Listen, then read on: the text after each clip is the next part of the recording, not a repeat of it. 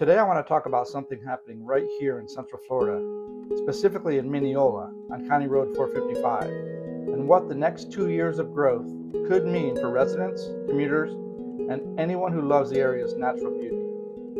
Now, growth isn't always a bad thing, but in this case, I've got some real concerns, especially when it comes to traffic, noise, and what's happening along the Green Mountain Scenic Byway.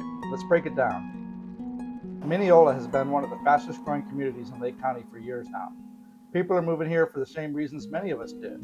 The rolling hills that you won't see in most of Florida, beautiful lake views, quiet neighborhoods, and that scenic drive along Green Mountain. It's been a place that still feels a little removed from the chaos of the parking lot named Orlando, but that's changing, and fast. Over the next 2 years, Minneola is expected to see major residential expansion. We're talking about multiple new housing developments, either under construction or in planning phases. These include large single-family home communities, townhome developments, build-to-rent neighborhoods, and mixed-use projects tied to the hills of Minneola area. 6,000 new homes are projected, which means thousands of new residents. And with that comes schools, shopping centers, and increased demand for infrastructure. Sounds like progress, right? Well, here's where my concern starts. To support this housing boom, the city and county are investing heavily in road expansion projects.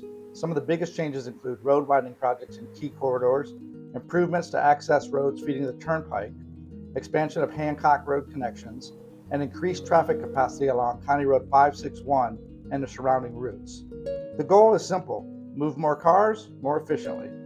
More cars, more chances for me to get hit on my motorcycle, as well as more danger for the bicyclists and triathletes that populate the hills every single weekend. And that brings me to the heart of this video. If you've ever driven it, you know how special it is. It's one of the few elevated scenic roads in Florida, with rolling hills, Lake Apopka views, cyclists and runners, nature preserves, and peaceful residential pockets. It's designated as a scenic byway for a reason, but with the surrounding growth, traffic spillover is becoming inevitable. As nearby developments fill in, more drivers will start using Green Mountain as a cut-through during morning commutes, school drop-off hours, evening rush hour. Hell, even Amazon, FedEx, and UPS need to use these roads. What used to be a quiet, winding road could start feeling like a commuter corridor. And with that comes increased road noise, higher accident risk, less safety for cyclists and pedestrians, and loss of that scenic, peaceful character.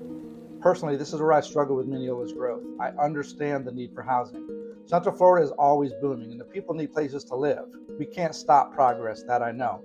But the pace and the scale of development feel like they're outmatching the area's ability to preserve what makes it special.